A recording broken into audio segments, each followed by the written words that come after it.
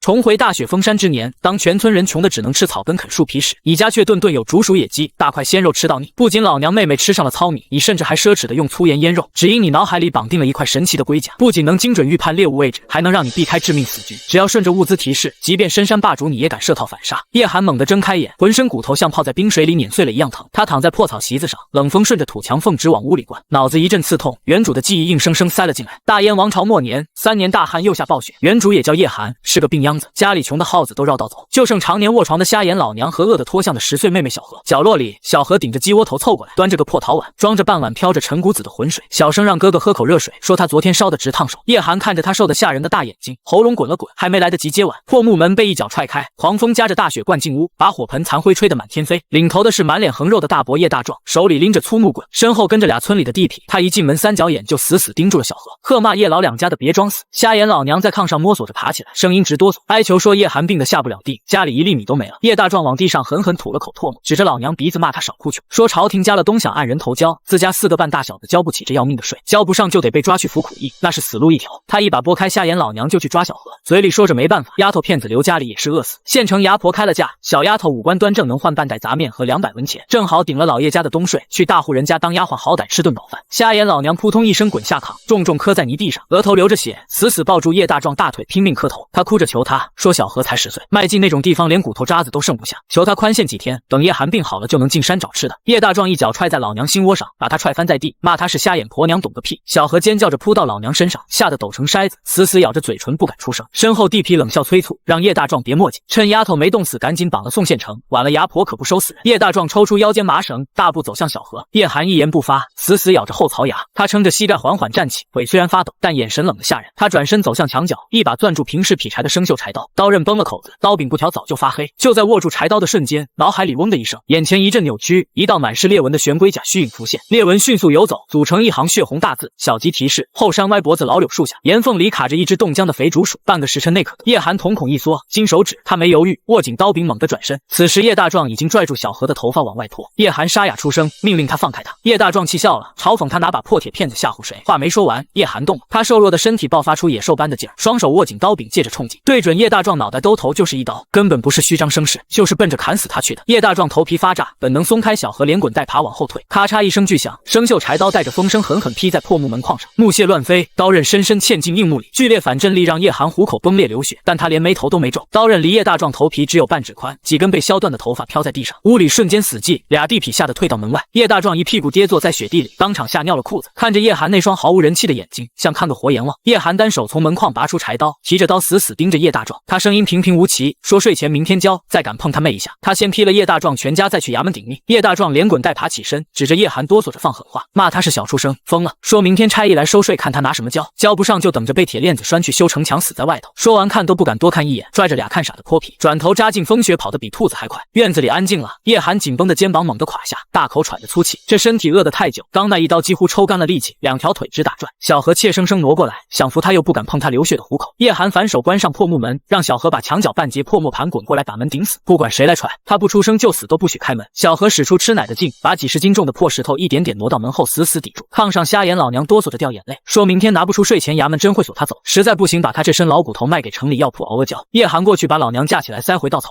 说别说胡话，药铺收驴皮不要人骨头，税钱他来想办法。叶寒翻出家里唯一一双磨穿的烂千层底布鞋，抓2把干稻草垫底，又扯下破麻绳把裤腿和鞋帮死死绑一起，防雪灌脚，带上柴刀，推门扎进漫天风雪，积雪直接没过膝盖，走一步像在泥沼里拔萝卜。他砍了根粗枯枝当探路棍，戳时才敢下脚，风像刀子刮脸，眉毛睫毛全结了白霜，破棉袄根本不抗风。他必须在冻江前找到那棵树，走到后山乱树林，腿都快冻没知觉。突然前面雪窝子里突兀的立着一棵极粗的老柳树，树干裂开，树冠诡异倾斜，就是他，歪脖子老柳树。叶寒精神一振，连滚带爬扑过去扒了树根底下积雪，雪下岩石冻得像铁疙瘩，手指蹭上去就刮掉一层皮，渗出血珠。他没停，抄起木棍顺着岩缝死命往下捅，冰鞘被撬碎，露出黑窟窿。他趴在雪地探进半个身子，指尖先碰到冰碴子硬毛发，接着是个圆滚滚冻得像石头的躯体，五指死死扣住毛发，用力一拽，一团灰褐色的东西被硬生生扯出来甩在雪地上，真的是一只竹鼠，肥得离谱，圆滚滚像灰皮冬瓜，起码3斤重。这胖东西想钻岩缝避寒，卡在窄口退不出来，活活冻硬了。在大燕末年，这3斤肉不仅能吊住命，拿到黑市还能换好几斤救命糙米。叶寒一把抓起竹鼠塞进怀里，贴着胸口防眼红也借体温化冻，刚把衣服拢紧，脑海中嗡的一声，玄龟甲虚影再次浮现，裂纹爆发，刺目红光组成一行血字。小兄提示：往东50步，一头恶风的野猪正在拱树根，风向正朝东吹。叶寒浑身汗毛刷得全裂，深山老林里一株2熊3老虎，发疯的成年野猪皮糙肉厚，身上蹭满松脂泥水，像天然铠甲，刀剑砍不透，被獠牙顶上肚子当场就得开窟窿。更要命的是风朝东吹，他刚才拔血抠岩缝，手上全是血腥味，怀里还揣着死竹鼠，这股味正顺着风泉吹向东边。叶寒猛地双手捂住口鼻，连粗气都不敢喘，身体像节木头顺着树根坡度直挺挺扑倒在其栖身的血窝里。东边松树林传来沉闷粗重喘息，伴随积雪被蹄子踩碎的咯吱声。一头野猪正朝老柳树走来，足足过了半炷香，野猪没找到吃的，不甘心的哼了2声，顺着山坡走，才雪声彻底消失。叶寒才猛地拔出脑袋，贪婪呼吸冷空气。他捂着怀里竹鼠，顺着脚印疯了一样往村跑。回到家，叶寒走到灶台，扯开冻硬衣服，掏出肥竹鼠，重重摔在木板上。小何眼睛瞪得滚圆，死盯着案板疯狂咽口水，大半年没闻过肉腥味了。叶寒动作麻利，烧热血水把竹鼠扔进去烫，用柴刀钝边硬生生把皮毛刮下来，留着缝衣服挡风。开膛破肚掏出心肝肺，用热水洗净，这些下水是难得的油水，绝不浪费。挥着柴刀连肉带骨头剁成碎块。小何把缸底最后一把发黄陈粟米刮进陶罐，肉和内脏粟米全下锅，水一滚，陶罐翻起厚厚油花，浓郁到极点的肉香窜了出来，油脂混合碳水的致命诱惑。小何死盯陶罐，口水直流，老娘在炕上激动的直哆嗦，祖宗保佑弄到肉了。叶寒没说话，顺手把洗肉烫水的那盆滚烫浊水端到了脚边。隔壁院子里，叶大壮正黑着脸盘算怎么整死叶寒，突然他鼻子猛抽2下，大儿子叶铁柱站起来，哈喇子快流了，闻到肉味了，好大的油水味。叶大壮跑到院子一闻，肉香分明从叶寒家飘来，他指着叶寒家方向，这小畜生哪来的肉，肯定是进山弄到了野味。二儿子叶石头抄起粗扁担，骂他家快断顿了，叶寒敢吃独食。父子仨带着家伙气势汹汹冲来，叶大壮扯着嗓子叫叶寒滚出来，一脚踹在破木门上，有石头顶着没开弹门框嘎吱作响。他让叶铁柱去砸，叶铁柱绑大腰圆，拿肩膀狠撞木门，轰的一声，顶门石头搓出去半尺，半扇木门脱了轴歪倒，冷风灌进屋，伴随更浓肉香。叶大壮一眼盯上冒油泡的陶罐，眼睛直了，跨进门槛挤出冷笑，说他长本事了，有这么肥的肉不知道孝敬。话没说完，叶寒没半句废话，弯腰端起脚边那盆还在冒热气的洗肉浊水，对准叶大壮的脸用力一泼，滚烫的深色浊水夹着碎毛泥沙，劈头盖脸浇了叶大壮一身。叶大壮发出杀猪般惨叫，捂着烫红的脸疯退，一头撞在叶铁柱身上，父子俩摔进雪地。叶寒顺手砸碎陶盆，上前一步单脚踩在门槛上，右手提着沾着暗渍的柴刀，居高临下看着打滚的叶大壮，他声音刺骨，肉没有，刀有一把，谁先来试？叶大壮捂着脸在雪地里疯狂打滚，烫得满地乱爬，滚烫血水混着竹鼠碎毛糊了他一脸。叶铁柱抹了把脸上的热泥水，眼珠子瞬间红了，他仗着18岁膀大腰圆在村里横行惯了，哪受过这气？叶铁柱怒吼着骂叶寒是病老鬼，说今天要弄死他，双手抡起手腕粗的硬木扁担，挂着风声朝叶寒脑门劈头盖脸砸下。屋里小何尖叫让哥哥躲开，叶寒站在门槛上死盯着扁担，半步没退，这身体太弱，退就是死，只有比他们更狠更不要命才能活。就在扁担砸中头顶的瞬间，叶寒左脚猛地往旁边雪地一滑，整个身体诡异侧倾，扁担擦着他肩膀狠狠砸在残破门框上，木屑横飞，茅草直掉。叶铁柱用力过猛，一击落空，身体往前踉跄，后背下盘全露了出来。叶寒眼中凶光一闪，他根本没用刀刃，双手死死握住刀柄，翻转手腕，刀背朝外，借着腰部拧转的劲抡圆胳膊，对准叶铁柱左腿膝盖弯狠狠砸下，咔嚓一声牙酸的闷响，哪怕穿着厚棉裤，这记重击也直接砸碎了防御。叶铁柱发出一声比他爹更惨的嚎叫，左腿一软，庞大身躯像节木头重重跪砸在雪地。他扔了扁担死抱，左腿疯狂抽搐，鼻涕眼泪呼了一脸，拿木棍站在后面的叶石头彻底吓傻，浑身打哆嗦，看着平时打架最狠的大哥被放倒，腿像钉在雪地里，半步不敢迈。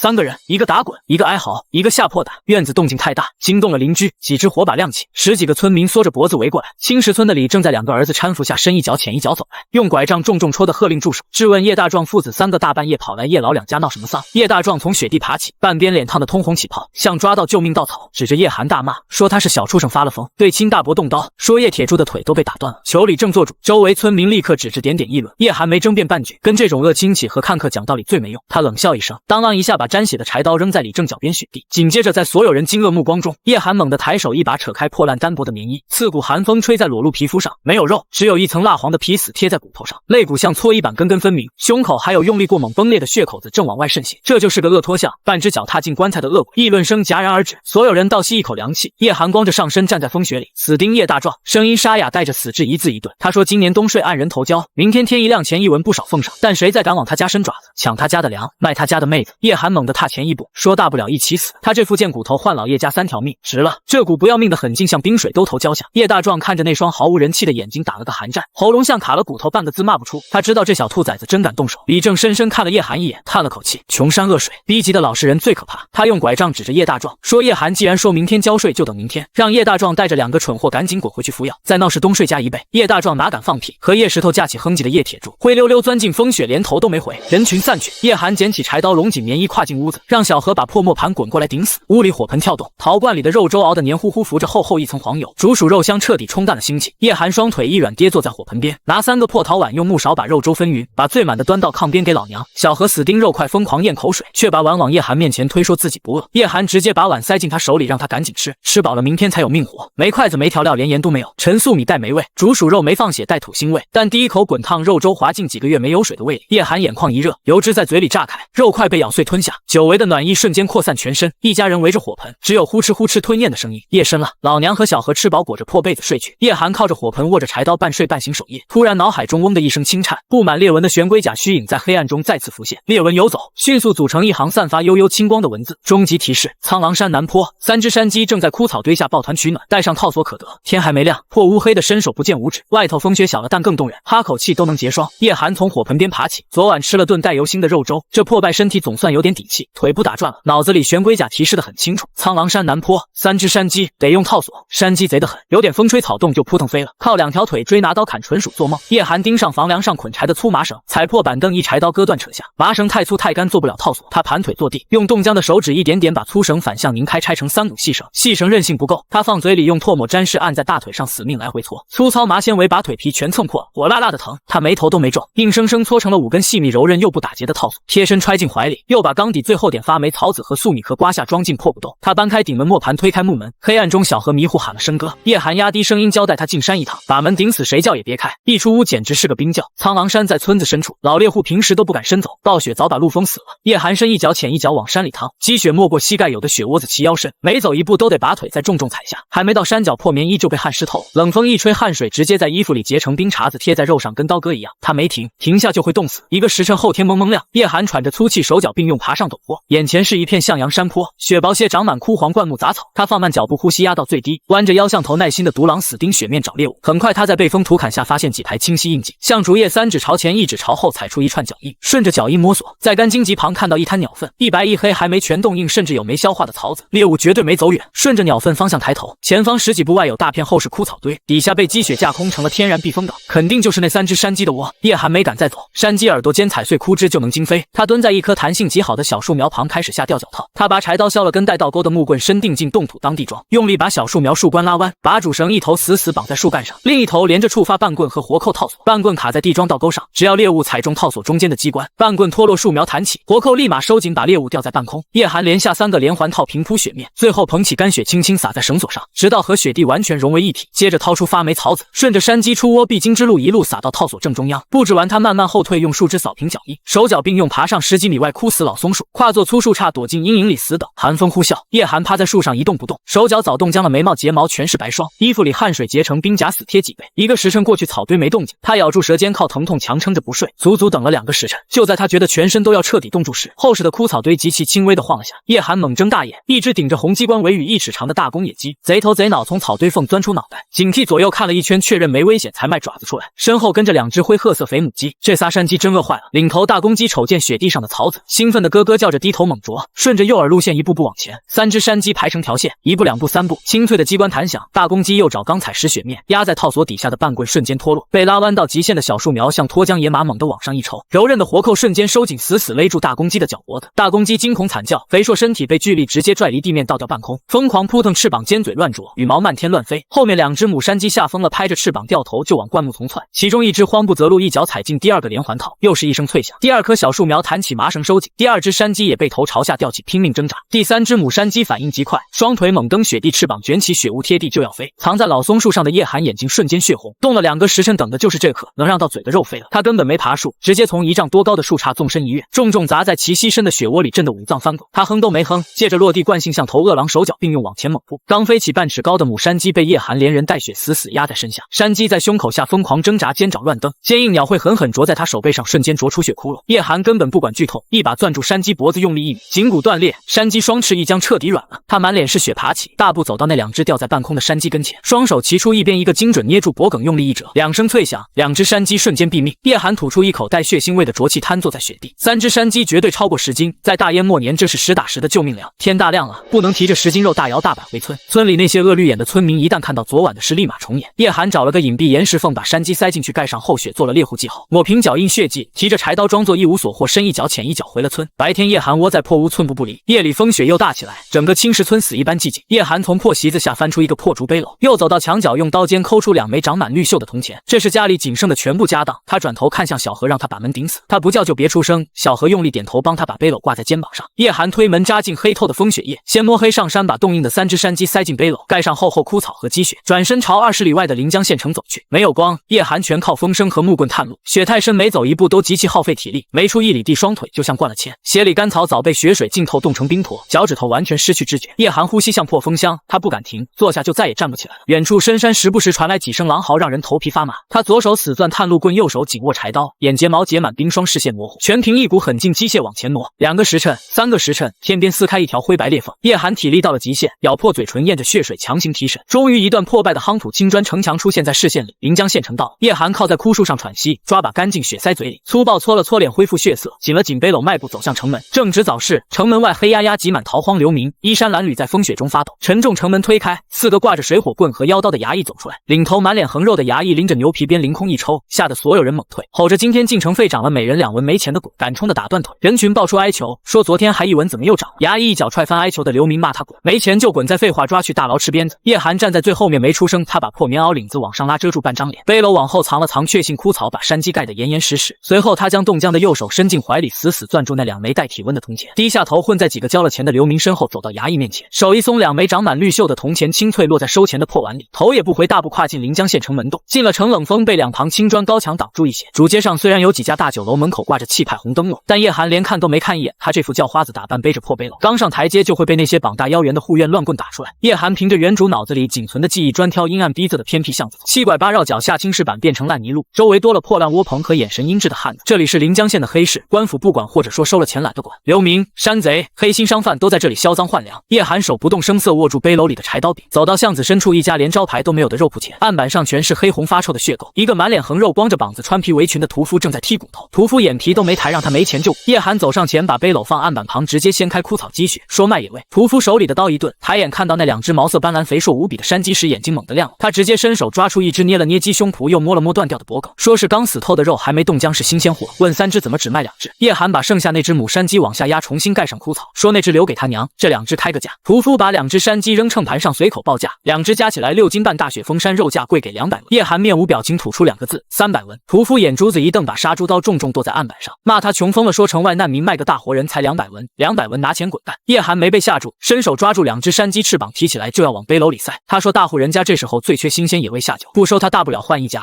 ，300文少1文他立刻走。屠夫盯着叶寒那双没一丝活气的眼睛，咬了咬牙。这年头这种不要命的流民最难缠。他从案板底下钱搭脸里抓出3串铜钱，重重拍桌上，骂他算狠。叶寒把钱揣进怀里，沉甸甸坠得慌，这是拿命换来的。叶寒快步走出巷子，直奔城西粮铺。粮铺门口挤满愁眉苦脸买粮的百姓，有个干瘦老头抓着米袋子哭喊，说前天糙米还4文钱1斤，今天怎么变5文了？伙计不耐烦推搡着说大雪封到运不进来，爱买不买，明天还得整。叶寒直接挤到柜台前，排出150文钱，要30斤最便宜的陈年糙米。伙计动作麻利，称了30斤发黄带着霉味的陈年糙米装进叶寒的破麻袋里，扛着米，叶寒又拐进一条巷子里的私盐铺子。关盐贵的离谱，老百姓只能吃杂质极多的粗盐。盐铺老板扔出来一块拳头大小、颜色发黄、带着沙粒的粗盐块，50文。叶寒看着那块连工业费盐都不如的盐巴，又看了一眼怀里少了一大截的铜钱，心都在滴血。这就是古代的物价，拿命拼来的300文，转眼去了大半，换来的仅仅是最底层的生存物资。30斤糙米够家里3口人喝1个月稀粥，1块盐巴能保证人不浑身无力。把米和盐死死塞进背篓底下，叶寒转身往城门方向走。路过街角时，一阵有节奏的打铁声混合热浪扑面而来。这是一家铁匠铺，炉火烧得通红，一个赤着上身的铁匠正抡大锤砸烧红的铁锭。叶寒停下脚步，在门口站了一会儿，他想起青石村附近的苍狼山绝对没有表面那么简单，光靠几根木棍和一把生锈柴刀，遇到大型野兽或进村抢粮的流民根本顶不住，他需要更具杀伤力的武器。叶寒大步跨进铁匠铺，铁匠头也没抬，问他打东西还是买现成的。叶寒把怀里剩下的100文钱全掏出来，重重拍在满是煤灰的柜台上，声音冷硬，要10个最便宜的开了刃的铁箭头，顶着风雪硬生生趟了20里地。等叶寒重新看到青石村破烂的茅草屋顶，天已大亮，双腿彻底麻木，全靠一口气机械往前倒腾。叶寒一头撞在半扇木门上，连敲门力气都没了。门开条缝，小何探出乱蓬蓬的脑袋，一看满身是雪冻成冰棍的叶寒，赶紧用力拉门。叶寒跌跌撞撞跨过门槛，反手关死，连人带背篓瘫坐在泥地。他缓了口气，解开背篓，掀开枯草，抓住破麻袋口子，用力一倒，30斤带糠皮的陈年糙米倒进干瘪几个月的大米缸，堆起尖尖小山包，接着从怀里掏出那块发黄的粗盐巴，拍在灶台台上，小何和炕上老娘全愣了。老娘听见米粒砸缸底的脆响，激动的直哆嗦，问叶寒这是粮哪来的粮？叶寒说是换的，抓起柴刀从盐巴上刮下半勺粗盐末，扔进开水罐，让小何熬粥吃糙米放盐。没多久，村里狗叫了，李正大儿子在门外喊着交税了，伴着差役不耐烦的催促。叶寒推门走到院外，直接从怀里掏出剩下的200文铜钱，面无表情扔进差役布袋，说人头税200文点清了。差役本想耍威风，掂了掂钱袋，又看了一眼叶寒干瘪却透着狠劲的眼神，冷哼一声说算他识相，转身去了下一家。交清要命的东税，叶寒回屋，糙米粥熬开了，加上粗盐，久违的咸香直勾勾钻进鼻子。叶寒给老娘和小何各盛一大碗，小何迫不及待喝了一大口，滚烫盐水米粥刚入口，眼泪刷的掉了，哭着说有味是咸的。一碗带盐糙米粥下肚，叶寒感觉这破败身体终于生出一丝活人的力气。吃饱喝足，叶寒没歇着，他摸了摸怀里10个冰凉的铁箭头。昨天抓山鸡是运气，深山里真正值钱救命的是大型野兽，对付那些破柴刀不够砍，他需要弓。接下来整整3天，叶寒把自己关在屋里，寸步不出。第一天，他提刀上后山，找到一颗手腕粗的正木，这木坚硬如铁，韧性极佳，是做工最好的平民材料。柴刀太钝，他拿石头当凿子砸刀背，砸了2个时辰，虎口全是血泡，硬生生砍下正木。第二天烤木成型，新鲜正木不能直接用，叶寒把木头架在炭火上慢烤，双手握着2端，借温度一点点压弯，汗水滴在炭火上哧哧响，屋里全是树枝焦香。第3天制弦做剑，他在死鬼老爹的破木箱底翻出半截干牛筋，用温水泡软牙，咬手撕包出最坚韧的纤维，混着搓好的细麻绳死死绞在一起，做成韧性十足的弓弦。接着砍10几根干松木枝削皮，前端劈缝塞进铁箭头，用麻绳和熬化的松枝死死绑紧。傍晚，叶寒左手握正木弓胎，右手捏弓弦，猛地往下压，死死挂在弓梢刻槽里。正木发出紧绷声，整把弓瞬间拉成充满爆发力的满月。叶寒深吸气，右手搭弦往后猛拉，很硬，以他现在的体力勉强拉开6分，但这力道50步内射穿野兽皮肉绝对没问题。就在弓弦拉开的瞬间，脑海嗡的一声巨震，沉寂3天的玄龟甲虚影再次浮现，裂纹爆发，刺目金光飞速组合成大字。大吉提示：北面松林，一头独角公狍子卡在雪沟里，正在挣扎。大吉，独角公狍子，成年的随便几10斤。大吉卦象意味着这头狍子现在绝对跑不了。叶寒眼睛瞬间亮得吓人，猛地松开弓弦，发出一声沉闷破空颤音，没有任何犹豫，叶寒把铁皮剑塞进背篓，猎弓斜挎在背上，抄起破柴刀，大步跨出屋门。雪停了，惨白月光照着厚雪，叶寒认准方向，踩着积雪快步朝北面松林赶。有盐米打底，脚步稳当太多，大半个时辰后，他摸到北面松林边缘，地势往下凹陷，形成一条狭长雪沟。粗重惊恐的喘息伴着蹄子狂踹积雪的咯吱声从沟底传来。叶寒精神一振，果然在下面。他放轻脚步，弯着腰，借着粗壮松树掩护，一点点朝雪沟边缘摸，顺手抽出一支铁皮剑搭在弓弦上，来到雪沟上方，低头看去，底下积雪被刨得乱七八糟。但下一秒，叶寒正准备拉弓的手猛地僵住，死死盯着雪沟边缘，瞳孔缩成针尖。雪地上确实有狍子滑进沟里的杂乱蹄印，但旁边赫然覆盖着一长串巨大、清晰且深陷雪窝的脚印。那脚印足有成年男人巴掌大，没有蹄甲，呈现出令人毛骨悚然的梅花状。这串巨大的梅花印正顺着狍子滑落的轨迹径直通向雪沟。叶寒半蹲在雪沟边缘，顺着那串巨大的梅花脚印往下看，一股浓烈的带着热气的血腥味直直冲进鼻腔。雪沟底部是一个天然深坑，周围全是陡峭冻土和坚冰。一头体型极大的公狍子正4脚朝天的卡在2条冰缝中间，脑袋上那根独角已经齐根折断，腹部剧烈起伏，4条腿拼命乱蹬，却怎么也翻不了身。而在狍子脖颈处趴着一头体型骇人的猛兽，这畜生足有大半人高，浑身披着灰褐色厚实皮毛，上面布满暗黑色斑点，2只耳朵尖上各长着一撮黑色耸立丛毛。这是一头成年的猞猁，俗称山彪，深山老林里连狼群都不愿意轻易招惹的顶级杀手。此时猞猁满是倒刺的舌头和锋利的獠牙，正狠狠撕扯狍子的喉管，一大块带着热血的皮肉被硬生生扯下来。他仰起头，连嚼都没嚼，直接囫囵吞下肚。叶寒趴在雪窝里，浑身肌肉瞬间绷紧到了极限，他太清楚这东西有多恐怖了。别看这具身体现在吃了几顿饱饭，哪怕是换个壮汉来，在平地上跟这头成年猞猁正面硬碰，不出3个照面，肚子里的肠子绝对能被带倒钩的爪子掏空，不能硬拼。叶寒深吸一口气，强压下胸腔里狂跳的心脏，没有发出一点声音，双手死死抠着地上的积雪，像只大号壁虎，一点一点顺着原路往后倒退，退了足足10几步，脱离了雪沟边缘的危险范围。叶寒迅速转头，目光在周围松树林里快速扫视，很快他盯上了左侧一棵2人合抱粗的老松树，树皮极其粗糙，离地1丈多高处正好有个粗壮的鸭字形树杈。叶寒没有任何犹豫，把生锈柴刀插回后腰麻绳里，把这木猎弓斜挎在背上，从背篓抽出一支绑着铁箭头的木剑，横咬在嘴里，尝到了剑杆上苦涩的松枝味，手脚并用，叶寒像只敏捷的猿猴窜上树干，粗糙松树皮直接磨破了他手心里的血泡，酸心的疼，但他连眉头都没皱，硬生生顶着一口气，几下就爬到了那个鸭字形树杈上。叶寒跨坐在树杈中间，双腿死死夹住树干，这个高度，猞猁就算弹跳力再惊人，也不可能直接从平地一口气扑上来。他稳住身形，伸手取下嘴里咬着的铁皮剑，左手握紧正木弓把，右手将剑尾凹槽精准卡在弓弦上。叶寒居高临下，透过松树枝叶缝隙，死死锁定了雪沟底下那头正在大口吞咽血肉的猞猁。这畜生的警觉性极高，哪怕进食时一对尖耳朵也在不停的转动。如果一箭射不中要害或者让他跑了，在这大雪封山的日子里，再想找一头几十斤重的肥狍子，简直比登天还难。叶寒缓缓吐出一口白气，右手3根手指死死扣住弓弦，手臂青筋一根根暴起，坚硬正木弓身发出沉闷抗议声被一点点拉开。叶叶寒没有瞄准舍利的脑袋或者心脏，这畜生皮毛太厚，骨骼极其坚硬，他这把自制土弓力道有限，加上铁箭头也是最便宜的烂货，一旦射在头骨或者肋骨上，极有可能直接划开或者被弹飞。他的目光往下移，死死盯住了舍利那条粗壮有力的后腿，那条后腿正死死踩在狍子肚子上，只要废了他的后腿，爆发力和速度就会瞬间丧失大半，变成拔了牙的病猫。弓弦拉到了满月，叶寒右手虎口被粗糙弓弦勒出了血丝，但他连眼睛都没眨一下。就在舍利再次低下头准备撕咬狍子大腿肉的瞬间，叶寒右手3根手指猛地一松，弓弦发出极其爆裂的震颤声，那只绑着生锈铁箭头的松木剑瞬间化作一道黑色闪电，撕裂了10几丈的空气，带着刺耳破风声直逼沟底，令人牙酸的闷响。箭头入肉，在舍利根本来不及反应的刹那，锋利铁箭头直接射穿了他右侧大腿后视皮毛，甚至能在另一侧看到透出来的带血剑尖。舍利爆发出一声凄厉到极点，宛如深更半夜婴儿啼哭般的惨叫。他巨大身躯被箭矢携带的动能带得猛地往旁边一歪，重重摔在狍子旁边雪地里，大片鲜血瞬间喷涌而出，将周围白花花的积雪染得一片猩红。这致命剧痛非但没有让这头深山霸主感到恐惧，反而彻底激发了他骨子里的凶性。舍利在雪地里疯狂翻滚一圈，一口咬断了露在外面的半截木剑杆，猛地转过那颗硕大狰狞脑袋，那双因为剧痛和狂怒而充血发黄的树瞳，透过漫天飞舞雪粉，如同2把淬毒匕首，死死的精准的锁定了藏在树杈上的叶寒。没有逃跑，没有退缩，这头体型巨大的猛兽发出一声令人毛骨悚然的低吼，浑身灰褐色毛发瞬间炸立起来，像一头暴怒的刺猬。他将受重伤的右后腿悬空，仅凭着完好的左后腿和2条粗壮前肢，猛地往雪地上一蹬，积雪被巨大爆发力踩得轰然炸开。舍利借着这股恐怖冲力直接窜出了雪沟，他在雪地上几个起落，庞大身躯非但没有因为受伤而减速，反而像一颗出膛炮弹直奔叶寒所在的老松树冲来。距离树干还有近1丈远的时候，舍利猛地跃起，2条前肢上那几根足有半指长，宛如金刚打造的倒钩利爪瞬间弹出，狠狠刺入老松树粗糙树皮里。木屑疯狂飞溅，这畜生竟然完全无视了大腿上致命剑伤，整个身体紧贴着垂直树干，弓起后背，带着满脸鲜血和极其浓烈的腥风，疯狂朝着树上的叶寒扑杀上来。腥风扑面，舍利满是鲜血的血盆大口在叶寒眼前急剧放大，带着倒刺的舌头和参差獠牙，离他脸不到2尺，太快了！这畜生大腿上还带着贯穿剑伤，弹跳力竟然还能这么变态。电光火石间在搭弓，纯粹是找死。叶寒果断松开左手，连那把镇木弓吊在树杈上都不管了。与此同时，他右手闪电般摸向后腰，生锈崩口柴刀被他死死攥住，借着拔刀冲劲自下而上，对着半空中舍利脑袋狠狠撩了上去。舍利反应极快，在半空中硬生生扭了下脖子，柴刀没劈中脑门，全砍在他左边肩膀上，瞬间拉出一条2寸长的血口，但这没能挡住他的扑杀。布料撕裂声极其刺耳，舍利2只大前爪死死拍在叶寒左肩和胳膊上，铁钩般的利爪瞬间撕烂破棉袄，毫无阻碍地扎破单衣，狠狠刺进皮肉里，用力往下猛灌。叶寒闷哼一声，左臂瞬间被硬生生犁出3道深可见骨的血槽，滚烫的血刷地涌出来，顺着胳膊肘往下滴，钻心剧痛像过电一样窜遍全身，巨大冲力把叶寒撞得往后猛仰，后背重重撞上松树主干，震得他眼前发黑，但他死都没松手，退一步掉下去就是死。叶寒眼珠子瞬间充血，红得比舍利还像野兽，他根本不管左胳膊还在飙血，左手猛抬起，一把死死薅住舍利后脖梗那撮最后的鬃毛。舍利被拽得发出一声怒吼，张开血盆大口冲着叶寒脖子狠狠咬下，叶寒脑袋猛往右偏，舍利獠牙贴着他耳根咬了个空，上下牙床狠狠磕在一起，直接咬碎了他肩膀上一大块烂棉絮。就是现在，叶寒右手高高扬起，手背青筋暴跳，五指死死扣住绑满破布条的柴刀柄，全身力气全压在了这一刀上，没有花招，这就是猎户最原始最凶残的搏命本能。叶寒一声咆哮，右手抡圆柴刀，冲着舍利毫无防备的粗壮后颈狠劈下去，刺耳的骨头断裂声在血液里轰然炸开，生锈钝柴刀硬生生劈开舍利后颈后皮，砍断肌肉，死死剁在颈椎骨上，巨大力道当场把这头深山霸主的颈椎骨劈成了2截。舍利庞大沉重的身子猛地一降，树丛里的凶光瞬间涣散，血盆大口无力合拢，死抠着树干和叶寒的爪子，也像断了弹簧一样瞬间软瘫。叶寒左手一松，舍利100多斤的身子像个破麻袋，从树杈直挺挺砸进树底积雪里，抽搐2下彻底凉了。叶寒死死贴着松树干大口喘粗气，每次呼吸肺管子都像拉风箱一样扯着疼，冷汗混着血水流进眼睛。他低头看了眼左胳膊，破棉袄全被染红，3道翻卷血肉极其吓人，最深的都能看见白骨茬，血珠子直往外渗，太险了！要不是一刀劈断舍利颈椎，现在躺在底下被掏空内脏的就是他。叶寒咬牙把柴刀插回后腰，扯下破棉袄一块相对干净的布条，用嘴配合右手死死缠住左臂伤口，用力勒紧强行止血，捡起猎弓。叶寒顺着树干滑下，一落地他立刻拔刀，走到死舍利跟前，对着咽喉狠狠补了一刀，血刃死透才转身走向雪沟。雪沟底下那头成年公狍子还在苟延残喘，舍利撕开了他喉管，但没断大动脉还在微弱抽搐。叶寒滑进沟里，一脚踩住狍子脑袋，手起刀落，顺着伤口深割下去，滚烫露血喷涌而出，把冰雪融出一片猩红，放干血狍子肉才不腥。叶寒在雪地蹭掉刀上的血，抬头看着眼前这2头猎物，一头舍利骨架极大，一头成年公狍子肥的流油足足50-60斤，加起来就是一座肉山。在青石村那些啃树皮的村民眼里，这比金元宝还要命，肉太多拖着受伤胳膊，根本不可能一次带走。叶寒四下打量，距离雪沟不到100步的乱石堆底下有个天然岩洞，他抽出麻绳，一头拴狍子脖子，一头拴舍利后腿，绳子在右肩绕2圈猛地发力，100多斤死物在雪地里太难拖。叶寒双腿腿深陷血窝，身子倾斜成45度，每走一步伤口就撕裂斑疼，足足耗了半个时辰，才把2头猎物拖进隐蔽岩洞。里面干燥无风，透着股蝙蝠粪味。叶寒瘫坐在地，手脚发抖，不能歇，腥味会引来野兽。他强撑爬起，拿柴刀走到死狍子跟前，开膛破肚，钝刀子割开后视肚皮，一股腥热气升腾。叶寒直接上手探进胸腔，把肠子、胃囊、心肝肺全掏出来，堆在雪地上，在岩洞最深处角落砸开洞土，挖了个2尺深坑，把内脏全埋进去，搬了几块大石头死死压住，接着用柴刀顺着狍子脊椎，吃力的把整头狍子一分为2，一半塞进破背篓，用枯草破布盖严实，另一半连同猞猁拖到岩洞死角，用乱石堆彻底封死伪装，分3次背下山是唯一法子。叶寒背起装了小半扇肉的背篓，大概30来斤，提着带血柴刀走出岩洞。叶寒折了根带针叶的粗松枝，一边倒退下山，一边扫掉地上那条吓人的血肉拖痕，新血软松枝一扫就盖住了大半，加上冷风一吹，不出半个时辰就会变成白茫茫一片，猎狗来了都闻不出味。30多斤半扇狍子肉压在背篓里死沉死沉，叶寒左胳膊上破布条早被血泡透冻成了硬邦邦暗红血口，每走一步撕裂皮肉像万针穿心。他愣是一声没吭，咬牙用最快速度摸黑狂奔回了青石村。叶寒用右手拍响自家破木门，门缝里传出小河惊喜动静，伴着沉重磨盘声，破门被拉开。叶寒侧身几近无反手用肩顶死门，一句废话没有，直接解开背篓，走到破木桌前，抓住楼底猛地往下倒。30多斤带着冰茶红白相间的半扇公狍子肉重重砸在木板上，厚实白膘肥的流油红肉里还带着血丝。在这间连耗子都饿脱相的破屋里，这股生猛血腥味比最烈的春药还刺激神经。小何吓得一屁股坐地上，2只大眼睛死盯那座小肉山，喉咙疯狂咽口水，浑身发抖。瞎眼老娘摸索爬到炕沿，手碰到冰冷油腻狍子皮，眼泪直接决堤，问这么大块肉哪来的？叶寒随口说是山里下的套子瞎猫碰上死耗子，没敢提跟猞猁搏命的事。他走到火盆边，抓起一把烧得灰白干净的草木灰，一把扯开左胳膊冻硬血布条，3道深可见骨撕裂伤口直接暴露，皮肉外翻，极其骇人。叶寒面无表情，直接把那把干涩草木灰狠狠按在翻卷伤口上，剧痛直冲天灵盖，冷汗刷的冒了出来。他咬碎牙关，右手死死按住伤口，直到草木灰吸干，血水结成黑痂，才换了根干净布条，一圈圈勒紧绑死。这土法子要命的疼，但止血防烂最快。处理完伤口，叶寒转头盯向狍子肉，家里哪怕有30斤糙米和几十斤肉，也得这破屋能守得住才行。昨天大门被一脚踹出窟窿就是教训，根本防不住恶绿眼的流民和恶亲戚。叶寒抄起柴刀对准狍子最肥后腿，咔嚓几刀，连皮带肉硬生生切下3斤肥肉，找根破草绳一穿提在手里。他让小何把剩下的肉抹上粗盐挂房梁，别让老鼠糟蹋，把门顶死，他出去一趟。叶寒提着滴血的肉推门直奔村东头。周老头手艺好，家里存着好木料。叶寒砸响了结实的院门，周老头披着羊皮袄开门探头，刚想骂人，眼珠子就被叶寒手里的生猛鲜肉死死定住了。灾荒年3斤带白膘的鲜肉比金条还管用。他很咽唾沫，眼睛发直，问哪来的好东西。叶寒把肉从门缝硬塞进他怀里，说刚进山弄的，3斤好肉换他干点活。周老头激动得手直哆嗦，问要干什么，打口上好受才都行。叶寒语气冷硬，没商量余地，要2扇门最后的榆木或柞木，能防野猪撞的，门轴死包铁门栓要大腿粗，再给他削30根1丈长的尖木桩，一头削尖火烤硬。周老头愣了，说这是修城门啊，料子费功夫还得连夜。叶寒做事去抢肉，说不干找隔壁村赵木匠。周老头死死抱住肉说干，今晚就是把存着的棺材板劈了也凑出来。半夜前连门带木桩给他装上。当晚戌时刚过，周老头没食言，带着2膀大腰圆的徒弟推着独轮车来了，车上绑着2扇极厚暗红榆木大门和30根尖木桩，旧门帘框被一脚踹飞，3人合力把粗壮门框砸进洞土，抬起2寸厚大门，精准卡进包铁门轴。叶寒在门内双手拉住门环往里猛拽，2扇榆木门严丝合缝闭拢，发出让人安全感拉满的闷响。他抱起大腿粗硬木门栓往门后铁槽重重一插，这硬度成年野猪撞过来都得磕碎头骨。结清木桩，周老头带着徒弟千恩万谢走了。大门一装，叶寒那颗悬着心总算落地。夜深了，老娘和小何熟睡，房梁吊着好几块肉，叶寒没睡，他站在冰冷院子里，把发黄粗盐巴用刀背砸成粉，双手抓着粗盐在剩下的10几斤狍子肉上反复狠搓，必须用重盐腌制才能保存到开春。粗糙盐粒混着冰冷鲜肉，冻得他手指通红僵硬，伤口偶尔崩裂，血水混着盐巴疼得直打冷战，但他动作没停，一下接一下搓着。就在他抓起最后一把粗盐准备抹在肋排上时，脑海中嗡的一声巨响，沉寂半天的玄龟甲猛地从黑暗中跳出，龟甲上古老裂纹瞬间化作刺目猩红血光，疯狂扭曲游走，生硬组合成一行触目惊心大字：吉凶玄龟甲提示，大凶，今夜子时暴雪封山，破屋茅草难以御寒，全家有冻死之危。脑海里那行血红大字像尖刀一样死死扎进叶寒神经，大凶，全家冻死。叶寒猛地抬头看了一眼院子外的夜色，天黑的像一块捂死人的破铁锅，连一丝风都没有，但这绝对不是好兆头，在山里打过猎的都知道，这是老天爷在憋着一场要把活人骨头渣子都冻碎的白毛风。距离子时满打满算只剩3个时辰，叶寒一把扔掉手里粗盐巴，连手上肉腥味都来不及擦，转身大步冲向堂屋。他一脚踹开堂屋木门，带着一身寒气冲到炕边，声音大的吓人，让小何和老娘别睡了全起来。被惊醒的小何一个咕噜爬起来，揉着眼睛满脸惊恐，问是不是叶大壮又来踹门了。瞎眼老娘也吓得直哆嗦，手在半空中乱抓，问出什么事了。叶寒说没时间解释了，大暴雪马上就来，这破屋扛不住。他一把扯掉炕上那床全是破洞的烂棉被，让小何把家里所有能盖能穿的，哪怕是破布条子和干稻草，全搬到炕上来，快去！吼完，叶寒没管愣住的小何，转身冲到院子里。这间破茅草屋是当年原主老爹随便搭的，四处漏风，尤其是北面那堵土墙上面全是拳头大裂缝，冷风一吹，屋里跟冰窖没区区别。如果今晚气温再降，这破墙根本挡不住死神。叶寒一眼盯上院子里那30根刚从老木匠那里换来的尖木桩，这原本是打算用来防野兽和流民的，现在只能先拿来救命。他抄起墙角一把锈得快掉齿的破铁镐，跑到北墙根下，冻土硬得像铁疙瘩。叶寒抡起铁镐，用尽全身力气死命往下砸，火星子直冒，巨大反震力顺着木柄传到手上。叶寒左胳膊上刚用草木灰糊住的伤口瞬间崩裂，暗红血水顺胳膊肘往下滴，他根本不管，硬生生在墙根底下刨出一条2寸深浅沟。紧接着他抓起一根粗壮尖木桩对准浅沟，拿起一块大石头当锤子狠狠往下砸，1根2根3根30根尖木桩被他密密麻麻排成一排，死死钉在漏风最严重的北墙外头，形成了一道临时防风木排。但光有木排不够，风还会从缝隙灌进去，必须用泥糊死。叶寒冲回院子，一脚踢翻水缸，把底下结实泥土全抠出来，装进2个破土筐里，泥巴冻得根本活不开。他喊小何把锅里的水全烧开快，端着滚烫热水罐子直接把开水全浇在冻土上，白毛汗伴随泥土兴起瞬间升腾。叶寒连木棍都不找，直接光着2只手插进那盆一半滚烫一半冰碴子的泥水里，疯狂抓挠揉捏。热水烫的皮肉发红，底下的冰碴子又像刀片一样割着手指，左臂流出鲜血混进泥巴里，把原本灰黑烂泥染成一种诡异暗红色。他端起一大盆和好的血泥，抓起一大把干枯茅草掺进去增加韧性，然后像个疯子一样冲到北墙根，抓起一大把冰冷烂泥对准木桩和土墙之间缝隙狠狠拍上去。叶寒双眼充血，手上动作快出残影，一捧又一捧烂泥被他死死挤进墙缝里，泥巴刚糊上去不到半炷香功夫，就在极寒空气中冻成了硬邦邦土冰壳子。整整1个多时辰，叶寒机械地重复刨土和泥糊墙的动作，他双手已经彻底失去知觉，10根手指全被冻裂，泥巴嵌在伤口里，疼得整条胳膊都在抽搐，但他硬是用这最粗暴土法子，把北墙和东墙漏风窟窿檐子全部糊上了一层厚厚的冰泥铁甲。干完这些，外头的风终于开始变了，原本死寂空气中开始出现一种极其尖锐呜呜声，就像是无数只野鬼在山沟里哭嚎。叶寒一脚踹翻空土筐，转身冲进堂屋，2扇厚重榆木大门被他死死关上，那根大腿粗硬木门栓重重砸进铁槽里。他还嫌不够，又把家里那半截破磨盘滚过来，死死顶在门缝底下，最后抓起一把干草混合烂泥，把门底下最后一点缝隙彻底堵死。屋里小何已经按照叶寒吩咐，把所有破衣服、烂棉絮还有几大捆引火干稻草全铺在破炕上，连之前包下来那张带着腥味竹鼠皮和半张破鹿皮都被他垫在最底下。破陶火盆已经被移到屋子正中央，底下垫着2块平整石头隔热。叶寒走到墙角，把白天劈好最粗最耐烧几根镇木疙瘩一股脑全架在火盆上，火苗腾的一下窜起半尺高，屋子里的温度终于勉强回升了一点，距离子时只剩不到1炷香时间。叶寒一屁股瘫坐在火盆边，浑身像从水里捞出来一样，汗水浸透破衣服，散发一股酸臭味。他双手沾满红黑泥土，左臂布条早被鲜血浸透，冻成硬块。他让老娘和小何全上炕，用稻草把自己埋起来，别露头。他抓起那把生锈柴刀，紧紧贴着火盆坐下，眼睛死死盯着头顶那层发黑茅草屋顶。屋外风声突然在这一刻拔高到了一个极其恐怖音调，子时到了。狂风卷着大如鹅毛密集血块，像一头被彻底激怒远古巨兽，以排山倒海之势狠狠砸向这座破败农家小院。首当其冲的是那2扇刚装上厚重榆木大门，极其狂暴风力撞击在大门上，发出一声令人牙酸到极点闷响，整扇门框剧烈颤抖，灰尘扑簌簌往下掉。如果不是这扇新换后门，原先那半扇破木板在这一瞬间就会被直接撕成碎片。但这只是开始，外面白毛风越刮越猛，气温以一种极度诡异速度疯狂下降。叶寒甚至能听到糊在墙外那些泥巴在极寒中发出咔咔冻裂声。突然，一股极其强烈旋风顺着北面山坡猛地倒灌下来，狠狠刮过屋顶，头顶传来一声极其恐怖撕裂声。本就年久失修破屋顶最中间那一块烂了半截木大梁发出痛苦呻吟，紧接着一大块足有2尺见方厚重茅草被狂风连根拔起，直接掀飞到九霄云外。屋顶破了个大洞，一瞬间外面那能把人血液瞬间冻结冰冷雪花，夹杂着刀子一样寒风，顺着屋顶破洞直直的疯狂地灌进屋里。屋里温度瞬间降到冰点，放置在屋子正中央那个火盆首当其冲被狂风和冰雪砸中，原本燃烧正旺橘红色火苗像被一只无形巨手死死掐住脖子，猛地剧烈摇晃几下，火星四下乱崩，一大半火光瞬间被黑暗和冰雪吞噬。眼看这屋里唯一能保命的火盆就要彻底熄灭，夹杂冰碴子的狂风顺着屋顶2尺见方大窟窿狠狠砸下来，火盆里火苗瞬间被压灭一半，仅剩一点橘红色火星子在风中疯狂摇晃，眼看就要彻底熄灭。一旦火灭了，在这滴水成冰的白毛风里，屋里3个人活不过半个时辰。小何在破被子里发出一声惊恐尖叫，叶寒双眼瞬间充血，发出一声犹如野兽般嘶吼，让他别出来在被子里趴死。他根本没时间找什么工具，直接一把掀翻旁边那张缺了腿的破木桌，将桌面上那块最宽厚木板硬生生掰了下来。紧接着他抓起墙角用来引火的最后2大捆干稻草，一头扎进了风雪灌注的正中心。叶寒一脚踩在灶台上，借力猛地往上一窜，双手死死抓住头顶那根摇摇欲坠的房梁。他腰部猛地发力，整个人像个猴子一样翻了上去，双腿死死夹住粗糙木梁。迎面灌进来的狂风像无数把钢刀，瞬间刮破了叶寒脸颊。他用完好的右手把那块厚木板顶在窟窿上，然后把2大捆干稻草死死塞进木板和边缘破烂茅草缝隙里。但外面风力太恐怖了，狂风猛地一撞，厚木板直接被压弯，边缘塞紧的干稻草瞬间被吹飞一大半，木板眼看就要被掀翻，挡不住，光靠一只手根本顶不住这股邪风。叶寒眼中闪过一丝狠厉，他没有任何犹豫，直接翻过身，将自己整个后背连同肩膀死死压在那块顶着风口的厚木板上。狂风卷着大如鹅毛血块，隔着一层木板像一柄上百斤重大锤，狠狠砸在叶寒脊背上，巨大冲击力震得他喉咙一甜，一口带着血丝唾沫直接喷在了房梁上。他左胳膊上那道刚刚结痂的猞猁抓伤瞬间崩裂开来，滚烫鲜血刷的涌出，顺着木板缝隙往下滴。但他死死咬着牙，一声没吭，双腿像铁钳一样夹住大梁，双手死死抠住旁边烂船子，用自己的血肉之躯硬生生化作了堵住屋顶破洞的最后一道人肉塞子。冰冷血水顺着木板缝隙灌进来，瞬间浇透叶寒单薄破棉衣，无法形容的极寒。不到1炷香功夫，叶寒后背衣服就冻成了一层坚硬冰甲，头发眉毛睫毛上全结满厚厚白霜。他的身体开始不受控制剧烈颤抖，血液流动仿佛都在变慢，每一寸关节都在发出不堪重负的嘎吱声。但他没有动，哪怕左臂伤口已经被冻得彻底麻木，哪怕肺里吸进的每一口冷气都像在吞刀子，他依然死死顶在木板上，把致命寒风死死挡在自己身躯之外。屋子正中央因为破洞被堵住，火盆里那点微弱火星子终于缓过劲来。小何哆嗦着从被窝里伸出手，把几根细小枯枝填进去，火苗重新燃起，把微弱暖意重新扩散到整间屋子。叶寒低头看了一眼重新亮起的火盆，干裂的嘴唇扯动了一下，随后把脸死死贴在粗糙木梁上，闭上眼睛硬扛。1个时辰，2个时辰，3个时辰，这绝对是叶寒穿越以来最漫长最难熬的一夜。他甚至感觉不到自己四肢的存在，脑子里只剩下一个机械念头：顶住。不知过了多久，外面那仿佛要撕裂天地的呼啸声终于渐渐弱了下去，砸在木板上的风雪力道也变得轻飘飘的，一丝惨白光亮透过木板缝隙刺进了叶寒眼睛。天亮了，雪停了。叶寒试图松开抠住船子的手，却发现10根手指已经和木头冻在了一起。他猛地一咬舌尖，借着剧痛硬生生把手扯了下来，带下了一层皮肉。失去支撑的叶寒像一块僵硬冰坨子，直接从房梁上直挺挺砸了下来，重重摔在泥地上，扬起一阵灰尘。小何尖叫一声，连鞋都顾不上穿，光着脚扑过来。他用力推着叶寒，入手处却像摸着一块冰块，哭着让他说话。叶寒眼珠子僵硬转动了一下，张了张嘴，嗓子里发出破风箱一样嘶哑声：要火要水。小何连滚带爬冲到灶台边，舀了一碗温在锅里的热水，凑到叶寒嘴边，滚烫热水顺着干裂喉咙流进胃里。叶寒狠狠打了个激灵，这具快要冻僵的身体终于重新开始往外散发生气。足足在火盆边烤了半个时辰，叶寒关节上冰甲才彻底化开。他撑着地艰难站了起来，每动一下浑身骨头都像散了架一样疼。他拎起墙角柴刀走到堂屋门口，拔下硬木门栓，用力拉开2扇榆木大门。外面积雪已经彻底没过了膝盖，几乎快要堆到大门门槛上，整个青石村变成了一片死寂的雪种。风雪虽然停了，但空气里寒意比昨晚还要刺骨。叶寒提着柴刀迈出门槛，还没走2步，村子西头突然传来一阵撕心裂肺哭嚎声。叶寒循声走过去，村西头老王家那3间破茅草房已经彻底没了踪影，厚重积雪硬生生压塌了本来就腐朽的房梁，整个屋顶完全塌陷。几个邻居正拿着木棍铁锹在废墟里拼命地挖，很快一截冻得僵硬如石头的手臂被从雪堆里刨了出来，紧接着是被压得早已没了气的王家汉子，还有旁边冻死在被窝里的2个半大小。不远处村南头同样传来哭爹喊娘声音。昨晚那场罕见白毛风加大暴雪，青石村足足有4、5户人家房子被直接压塌，没来得及逃出的也在睡梦中被冻成了冰雕。惨叫声哭嚎声在清晨雪原上回荡。叶寒面无表情看着那几具从雪里拖出来的尸体，握着柴刀手指骨节发白。如果昨天没有那半扇狍子肉换来的后木门，如果他昨晚没有发疯一样和血泥加固土墙，如果他没有用肉身去堵屋顶窟窿，现在躺在雪堆里被人往外刨的就是他们一家3口。这吃人的世道，老天爷是不长眼的。叶寒转过身没有去帮忙，他连自己都快顾不上了。他踩着深雪快步走回院子，把2扇榆木大门重新关死，插上门栓。刚一进堂屋，一阵极其剧烈仿佛要把肺管子咳断的咳嗽声突然从炕上传来。瞎眼老娘整个人蜷缩在破被子里，咳得上气不接下气，干枯双手死死抓着领口，胸腔发出破败风箱声。小何急得直掉眼泪，端着热水想去喂，却被老娘一把推开。老娘猛地偏过头，一口浓稠黑血直接喷在了发灰干稻草上，触目惊心。叶寒几步冲到炕边，原本就常年卧病的老娘经过昨夜那场极致严寒，哪怕有火盆烤着，旧疾也彻底被阴寒之气引发了。老娘脸色灰败得像死人，紧闭双眼，周围全是一圈死气乌黑。她大口喘着气，颤抖的手抓住叶寒胳膊，微弱的像游丝，说自己不行了，让他别在他身上糟蹋粮食了，剩下的肉他和小何吃，把他扔到后山雪窝里，别烂在屋里惹病气。叶寒没有说话，他反手死死握住老娘那只干枯如柴的手，另一只手极其粗暴抹掉老娘嘴角残血，然后一把按在老娘额头上，滚烫，烫得吓人。在这极寒天气里，身体烧成这样又咳出了黑血，普通草药根本压不住，熬不过今晚人就得死。叶寒的眼睛瞬间红了，他猛地站直身体，右手铮的一声死死攥住腰间那把沾着猞猁血的生锈柴刀。就在叶寒准备无论如何也要进山刨出点救命东西的瞬间，脑海中嗡的一声轻颤，吉凶玄龟甲再次毫无预兆浮现，龟甲上裂纹如同春水解冻飞速游走，最终组合成一行散发悠悠青光文字。小吉提示：东面大峡谷背风处，断崖石缝中有一株30年生野山参，带上绳索可得。30年生的野山参，在古代这就是阎王爷手里抢人的还魂丹，别说退烧，只要人还有一口气，切一片含在嘴里就能硬生生把命吊住。叶寒猛地松开握着刀柄的手，转身一头扎进屋角杂物堆里，像疯了一样翻找，家里所有麻绳全被他扯了出来。昨天拆开做套索的细麻绳，绑狍子肉的粗麻绳，连墙角用来捆柴火的破草绳和几根坚韧藤条，全被他一把抓在手里。叶寒坐在火盆边，10根手指头冻裂口子还在渗着血水，但他动作快得出奇。他把这些长短不一、粗细不同的绳子，用最死板最结实的猎户结死死首尾相连，硬生生接出了一条足有7、8丈长的长绳。为了防止绳结松脱，他甚至用牙齿咬住绳头，拼命往死里转，直到绳结死死卡死，再也拽不动半分。最后他从贴身破兜里摸出一根原本用来缝补兽皮的尖锐兽骨针，连同那把生锈柴刀一起，牢牢别在后腰上。叶寒站起身，一把抓住小何肩膀，力道大的捏得他直皱眉。他命令他看着火盆一刻也不许停，把锅里的热水烧滚，隔1刻钟就给老娘喂一勺，哪怕硬灌也得灌下去。小何吓得小脸煞白，死死咬着嘴唇，用力点头，问他要去哪。叶寒说去阎王爷手里抢药。他没多废话，抓起盘好长绳套在肩膀上，一把扯开堂屋大门，冲进了外面白茫茫冰雪世界。青石村东面大峡谷，这地方离村子足有10里地，平时就是一道深不见底的裂缝，两边全是陡峭绝壁。昨夜刚下过大暴雪，积雪直接没过叶寒大腿根，最深地方甚至齐腰。这根本不是走路，是在雪地里趟河。每往前挪动一步，叶寒都必须用尽全身力气，先用大腿硬生生挤开前面厚实雪墙，然后再把另一条腿拔出来重重踩下去。狂风夹杂雪沫子像刀片一样割在叶寒脸上，他左胳膊上伤口本来已经结痂，但这剧烈动作拉扯下再次崩裂，温热鲜血顺胳膊流下来，很快就在破棉袄袖子上冻成了一条暗红冰棱子。叶寒死死咬着牙，肺里像拉破风箱一样喘着粗气，他脑子里只有一个念头：快再快点！老娘那滚烫额头和咳出的黑血根本撑不了多久，足足熬了近2个时辰。当叶寒双腿几乎彻底失去知觉，完全靠着肌肉本能机械往前倒腾时，前方地势突然猛地往下塌陷。大峡谷到了，狂风在峡谷深处呼啸，发出犹如鬼哭狼嚎般凄厉声响。叶寒走到峡谷边缘，探头往下看，下面是深不见底深渊，被漫天风雪遮蔽，刀削斧劈般崖壁上此刻完全被一层厚厚坚冰和积雪覆盖，光滑的像一面镜子，别说立足，就是苍蝇飞上去都得打个出溜滑。玄龟甲提示地点在被风处断崖石缝里。叶寒深吸一口气，强迫自己冷静下来。他顺着峡谷边缘摸索到一处稍微凸起眼角，这里风势果然小了很多。他在崖顶边缘四处寻摸，目光死死锁定了一棵扎根在岩石缝里足有海碗粗细的矮脖子老松树。这松树哪怕早就枯死，树根也死死咬着底下花岗岩，坚固无比。叶寒快步走过去，把肩膀上长绳解下来，一头在老松树树干上死死绕了3圈，打了一个绝对不可能滑脱的死结。他甚至双脚蹬着树干，整个身体往后仰，用全部体重狠狠坠了几下，确认松树纹丝不动，绳结也没有丝毫松滑迹象。接着他把绳子另一头在自己腰上死死缠了2圈，打上锁扣。悬崖边缘岩石像刀子一样锋利，叶寒拔出腰间柴刀，趴在崖边，对着那块凸起岩石边缘一顿猛劈，硬生生砸出一个光滑浅槽，把绳子卡在里面，防止绳子在上下摩擦时被岩石棱角割断。做完这一切，叶寒收起柴刀，他转身背对着深渊，双手死死攥住腰前麻绳，双脚踩在崖边坚冰上，身体一点一点往后仰，直到整个人重量完全悬空，交给了这根拼凑起来的长绳。叶寒低吼一声，双脚猛地一蹬崖壁，身体顺着绳子往下坠了1尺，脚上千层底布鞋狠狠踹在崖壁上，哪怕垫了干草，但面对滑不溜秋冰壁根本踩不实。脚下一滑，叶寒整个身体猛地往下一坠，腰间麻绳瞬间绷紧，勒得他内脏一阵剧痛。叶寒双手死死攥着绳子，掌心瞬间被粗糙麻纤维磨掉了一层皮。他悬在半空，身体像钟摆在狂风中剧烈晃动，脑袋猛地撞在冰冷崖壁上，撞得他眼前发黑，惊心乱冒。叶寒吐出一口唾沫，没有慌也没有停，他单手死死抓着绳子，右手猛地拔出柴刀，柴刀锋利，刀尖狠狠凿进眼前冰壁里，溅起一片冰碴子。借着柴刀固定点，叶寒稳住晃动身体，脚尖在冰壁上找准发力点，然后松开一点绳子，再次往下滑降，一寸一寸又一寸，左臂伤口早就麻木了。叶寒现在全靠右手柴刀和双脚在冰壁上死死抠出着力点，狂风像鞭子一样抽打在他后背上。悬崖底下深渊仿佛一只张开血盆大口巨兽，正死死盯着他，往下掉了足足有4、5丈深。叶寒觉得双手已经僵硬的快要握不住绳子，他目光猛地一凝，在右下方不到1丈远地方有一道极深断崖石缝，石缝上面有一块凸起岩壁，正好挡住了漫天大雪。而在那条阴暗干燥石缝深处，一抹极其鲜艳红色，像火苗一样在叶寒视线中跳跃。红色的餐子找到了，真的是野山餐，哪怕在这滴水成冰绝壁上，那抹红色也依然生机勃勃。只有上了年份老餐，才会在这种绝境中结出如此饱满餐子。叶寒眼睛瞬间亮得吓人，他双腿猛地一蹬崖壁，身体借着麻绳摆动，像个人肉秋千朝着那道石缝荡了过去。叶寒左肩重重撞在石缝边缘岩石上，疼得他倒吸一口凉气，但他眼疾手快，右手里柴刀瞬间刺入石缝旁边缝隙里，死死卡住。他整个人悬空贴在石崖上，脚尖勉强踩住了一点微小凸起。进了！叶寒大口喘着粗气，眼睛死死盯着石缝深处，那株野山参炉头已经微微露出土面，参子红的鲜艳欲滴，看那炉头长势和皮色，绝对超过了30年。采参是个极其精细活，古代采参人有一句铁律，参须断一根，价钱掉一半。这东西药效全在那密密麻麻根须里，如果暴力硬拔，一旦伤了主根，这株30年老参就彻底毁了。叶寒咬着牙，把柴刀横咬在嘴里，冷汗顺着额头往下滴，还没掉在地上就结成了冰珠。他用冻得僵硬如铁左手死死抠住岩壁边缘，维持住身体平衡，然后极其艰难地把右手伸进贴身破兜里，摸出了那根尖锐兽骨针。石缝里全是冻得坚硬泥土和碎石。叶寒深吸一口气，屏住呼吸，右手捏着骨针，像一个最精密工匠，顺着野山参边缘一点一点极其缓慢挑开那些冻土。骨针和冻土摩擦发出细微声响，狂风在背后呼啸拉扯着他身体。叶寒只能靠着腰间麻绳和左手死抠来强行固定，手指上裂口早就被冻土磨得伤痕累累，血水渗进泥土里，但他手上动作没有一丝颤抖。1寸土半寸土，足足耗费了半炷香功夫，叶寒半个身子都已经彻底冻僵了。终于随着骨针最后一次极其轻柔挑动，啪的一声轻响，包裹着野山参最后一块冻土块剥落下来，一株通体发黄炉头修长，身须密密麻麻宛如老翁胡须般完整。30年野山参彻底暴露在冰冷空气中，成了。叶寒眼中爆发出狂喜，干裂裂嘴唇止不住颤抖，他极其小心伸出2根手指，捏住野山餐炉头，轻轻往外一抽，一株完美无缺救命老餐落入掌心。叶寒没有任何犹豫，直接扯开胸口破棉袄，把这株带着泥土腥气野山餐死死贴着皮肉塞进最深处的怀里。这东西比他命还金贵。他长长吐出一口带着腥气的白气，整个人紧绷到极致神经。终于在这一刻出现了极其短暂松懈，他准备抽出嘴里柴刀，拉拽绳子往上爬。就在叶寒刚把手握在腰间麻绳上那一瞬间，一声极其清脆令人毛骨悚然断裂声突然从头顶上方崖顶边缘炸响。那是在极寒大风以及粗糙岩石反复剧烈摩擦下，绳子不堪重负的声音。叶寒还没反应过来，他死死攥在手里的那根粗壮麻绳，绳骨猛地崩断了一半，原本绷得笔直长绳瞬间失去了大半拉力，一股强烈失重感瞬间袭来。叶寒甚至连吼叫声都没来得及发出，他贴在崖壁上的双脚瞬间踩空，整个身体像一块失去控制的铅块，在狂风呼啸半空中不受控制往那深不见底万丈深渊坠落下去。头顶麻绳发出一声凄厉惨叫，彻底绷不住叶寒下坠力道，剩下几股麻纤维正在以肉眼可见速度一根根崩断。失重感像一只无形大手，瞬间死死攥住了叶寒心脏，他的身体在狂风中急速下坠，耳边风声变成了尖锐哨音，底下那黑漆漆万丈深渊正张开血盆大口等着将他吞噬。千钧一发之际，叶寒根本没去管腰间那根快断的绳子，他猛地吐出横咬在嘴里的生锈柴刀，右手一把在半空中死死攥住刀柄，他双眼瞪得眼角直接崩出了血丝，接着下坠惯性抡起右臂，将柴刀对准眼前那面覆满坚冰的崖壁，像个疯子一样狠狠凿了进去。一声震耳欲聋金属与岩石撞击声炸响，火星四溅，生锈钝刀刃硬生生劈开表层坚冰，卡进了花岗岩一条极其狭窄缝隙里，巨大下坠冲力瞬间全部压在了叶寒右胳膊上。叶寒清楚听到自己右肩膀关节处传来脱臼般脆响，整条右臂像是被人硬生生扯断了一样，剧痛如同海啸般瞬间淹没了他所有神经。他的身体被柴刀死死挂在半空，狠狠撞在崖壁上，撞得他一口鲜血直接喷在了眼前冰面上。叶寒喉咙里发出一声不似人声的野兽般闷吼，他悬在半空，双脚疯狂乱蹬，试图在光滑冰面上找到哪怕一丁点着力点。头顶那根麻绳啪的一声彻底断成2截，软绵绵垂落下来擦过他脸颊。现在他全身上下100多斤重量外加狂风拉扯，全部系在了那把卡在岩缝里仅如3分的破柴刀上，只要刀刃一滑或者右手没抓住，立刻就是粉身碎骨。叶寒死死咬着牙，把下嘴唇咬得稀烂，满嘴血腥味刺激着他快要涣散的意识。老娘还等着这株餐，不能死！他用冻得完全失去知觉左手像鹰爪一样死死抠住冰壁上一点微小凸起，双脚拼命往上蜷缩，脚尖终于踩住了一道极浅冰棱。叶寒脖子上肌肉绷紧，他把这具病弱身体里最后一点潜能全部爆发了出来，右手死死抓着刀柄往上引体，左手和双脚同时发力，整个人像一只在绝壁上挣扎的壁虎，一寸一寸往上挪，1尺、2尺、半丈，每一次向上拉扯，右肩膀都传来撕裂般剧痛，左胳膊上的伤口彻底崩开，黑色血液顺着手腕在冰壁上拖出一道痕迹。足足爬了小半个时辰，叶寒右手终于摸到崖顶边缘那块粗糙洞土，他连呼吸都已经停滞了，发出一声嘶哑狂吼，双臂猛地一撑翻上了崖顶，紧接着他手脚并用在雪地里连滚带爬，直到彻底远离悬崖边缘，才重重瘫倒在齐腰深积雪里。叶寒仰面朝天，大口大口往肺里灌着冰冷刺骨空气，四肢百骸已经疼到麻木，连动一根手指头力气都没了，但他没有闭眼，猛地用还在哆嗦右手扯开胸口破棉袄，怀里那株30年生野山参正完好无损贴着他滚烫胸膛，身躯一根没断，那抹红色参子在白雪映衬下刺眼的让人想哭。命保住了，药也到手了。叶寒一咬牙，抓起一把积雪狠狠搓在脸上。他没有回青石村，这株30年整参带回村里，反而会招来杀身之祸。他必须立刻去县城，去黑市药铺换成现成救命老药和保命粮食。叶寒把野山参重新揣回怀里，用破布死死裹紧。他从雪地里爬起来，提着那把救了命的柴刀，拖着几乎快要散架身体，一头扎进了通往临江县城的茫茫夜雪中。天彻底黑透了，临江县城城门早就关死，城墙上只有几个昏昏欲睡守军在烤火。叶寒没有走正门，他熟门熟路绕到城西一处烂泥沟，这里城墙根底下有一处被大水冲垮过的排水洞，外面被乱草和烂木头虚掩着，是城外流民和城内黑市交易的狗洞。叶寒趴在雪地里，像条泥鳅一样顺着排水洞钻了进去，洞里全是冻硬的污物和令人作呕的泔水冰碴子，但他连眉头都没皱一下，硬生生挤了进去。进了城，叶寒贴着墙根直奔黑市所在偏僻巷子，这地方就算大雪封城半夜，也透着一股子见不得光的气息。叶寒在一扇刷着黑漆，连个招牌都没有的厚重木门前停下，这是临江县最大的黑市药铺后门。他极其有节奏地敲响木门，3长2短，这是黑市规矩。等了半天，门缝里终于透出一丝微弱光亮，一个小厮拉开门栓，探出半个脑袋，手里提着防风灯笼，上下打量了一眼浑身伤痕的叶寒，让他要饭去别处，大半夜敲什么丧门？说着就要关门，叶寒右手猛地探出一把按住门框，是卖命的东西，让掌柜的出来。小厮看着叶寒那双在灯笼火光下犹如饿狼般的眼睛，心里猛地打了个突，在黑市混的就怕遇到这种不要命的狠茬子。没过多久，门再次被拉开，一个穿着厚实绸缎棉袍，手里搓着2个核桃的干瘦老头走了出来。这老头眼神极其毒辣，一双倒3角眼只在叶寒身上扫了一拳，就落在了他死死捂着的胸口处。他让叶寒进来说。叶寒跨进后院，院子里弥漫着浓烈药材苦味和腥气，他没往里走，就站在风口处，直接从怀里把那个破布包掏了出来，一层一层解开。当那株通体发黄、颅头修长、身须密集的犹如老翁胡须般的野山参彻底暴露在灯笼光下时，见多识广的干瘦掌柜手里搓着的2个核桃猛地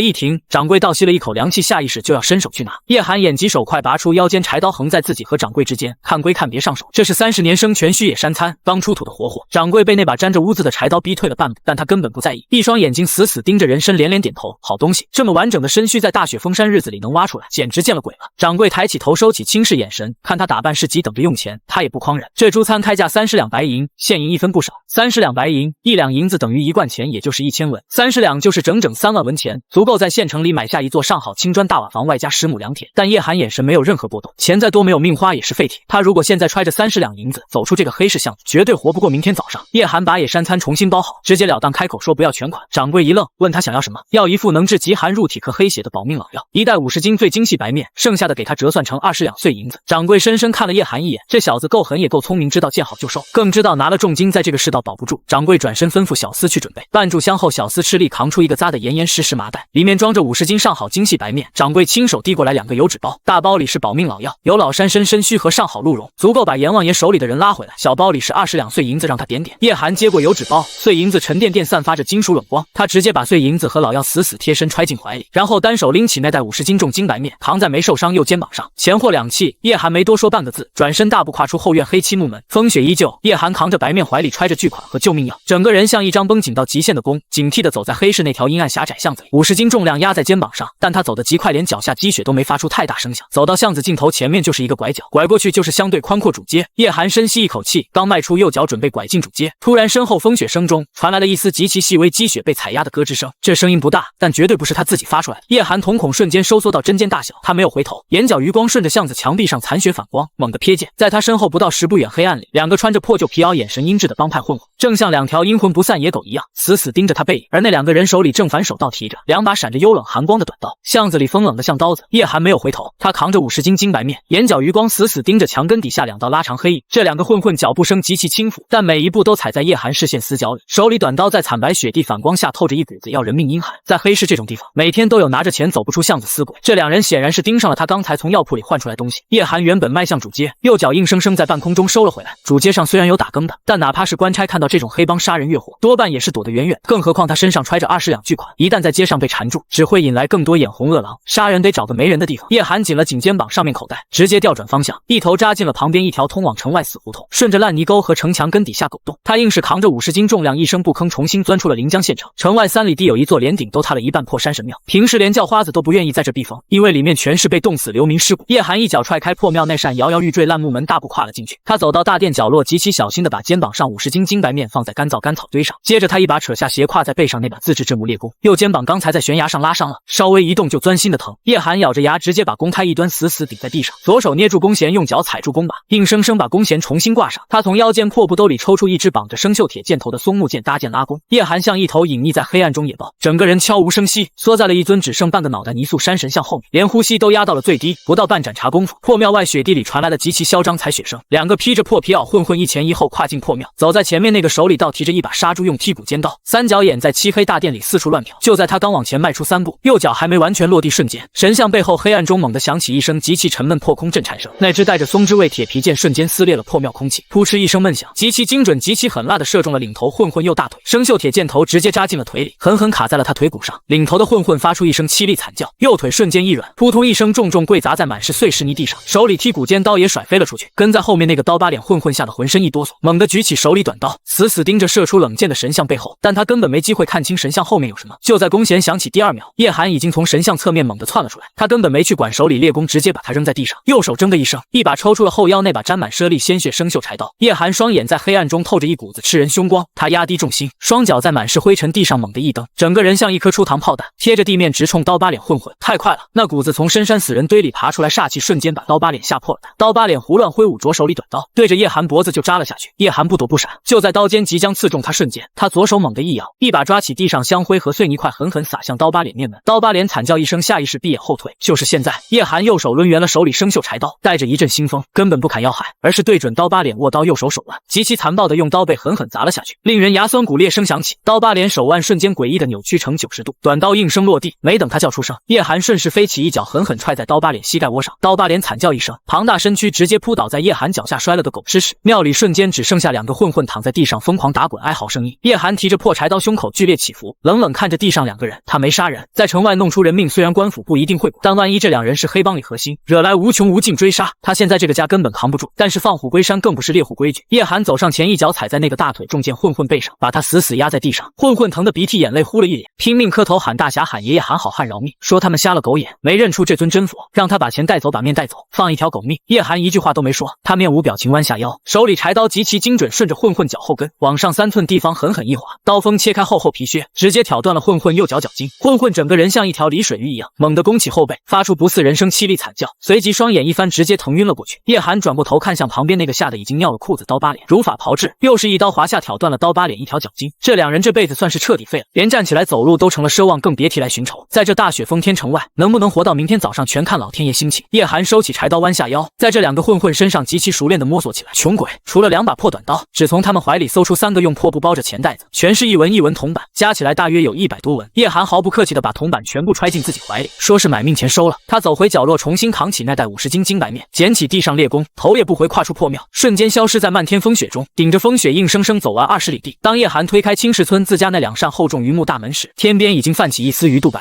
小何满眼通红的守在火盆边，看到叶寒进屋，眼泪瞬间决堤，娘他连气都快没了。叶寒一把将面口袋扔在地上，几步冲到炕边，老娘躺在破被子里，脸色已经是死人一样灰败，进气多出气少，浑身冰凉，连咳嗽力气都没了。叶寒喊烧水快，他双眼充血，直接从怀里掏出那个在黑市花重金买来油纸包，一层一层解开，里面全是切的极薄年份极足老山参片，还有几块成色极好鹿茸片。水一滚，叶寒抓起一大把药片，直接扔进破陶罐里，不到半炷香功夫，一股极其浓烈带着让人浑身发热刺鼻药香味瞬间弥漫了整间破屋，这味道闻一口都觉得肺腑里像有一团火在烧。叶寒端着滚烫药汤走到炕边，用左手死死捏住老娘下巴，强行撬开紧闭牙关，右手拿着破木勺，把那碗深褐色救命药汁一勺一勺硬生生灌了进去。药灌完，屋子里死一般寂静。叶寒和小何死死盯着炕上老娘，1刻钟过去了，老娘那干瘪胸膛突然极其微弱的起伏了一下，紧接着她喉咙里发出一声沉闷咕噜声，原本灰败死气脸上竟然奇迹般涌上了一丝活人气色，那极其微弱呼吸逐渐变得绵长平稳下来。这30两银子换来极瓶老药，硬生生把老娘从鬼门关里拽了回来。叶寒浑身紧绷，肌肉在这一刻彻底垮了下来，他长长吐出一口浊气。小何捂着嘴哭得浑身打颤，说娘活了。叶寒撑着膝盖站起来，走到那个麻布口袋前，解开扎口麻绳，一把掀开，里面全都是研磨的极其细腻白的刺眼精细白面。在青石村这种地方，过年能吃上一口混着糠皮黑面馒头就算是地主，这种完全没有杂质金白面，小何这辈子连看都没看过。叶寒拿过陶盆，舀了2大碗白面，倒进热水，加上一点点之前买来发黄粗盐，他双手在面盆里用力揉搓，细腻面团在手里变得越来越有韧劲。火盆上石板早就烧得滚烫，叶寒揪下一团面，在手里拍成一个圆饼，直接摔在滚烫石板上，面饼一接触高温，瞬间鼓起一个个金黄色气泡，一股浓郁到极点纯粹属于精细碳水化合物焦甜麦香味，如同炸弹一般在屋子里轰然爆开。小何死死盯着石板上白面饼，口水直接滴在了脚背上，喉咙里疯狂地吞咽。叶寒用木棍把烙的金黄焦脆白面饼子挑起来，直接塞进小何手里，滚烫温度烫的小何直呲牙，但他根本顾不上，张开嘴狠狠咬了一大口，外酥里软白面在嘴里化开，没有糠皮刮嗓子刺痛感，只有粗盐微咸和面粉极致香甜。叶寒自己也抓起一个饼子，大口大口撕咬，滚烫饼子下肚，化作一团极其猛烈热流，疯狂修补着这具疲惫到极点身体。吃饱喝足，叶寒站起身走到堂屋门口，他搬起那根大腿粗硬木门栓，哐当一声将2扇厚重榆木大门死死顶住。他背靠着大门，伸手探进怀里，指尖触摸着那20两冰冷坚硬碎银子，还有那一把从混混身上搜刮来铜板，这是他拿命换来的底气。叶寒透过2扇大门之间那条极其细微门缝，看了一眼外面厚重的快要压他天际积雪。风停了，一丝极其微弱阳光正费力地撕开云层，洒在院子里白雪上。叶寒干裂嘴唇微微扯动了一下，声音沙哑却透着一股凿穿了铁壁般狠劲。这吃人的冬算是熬过去。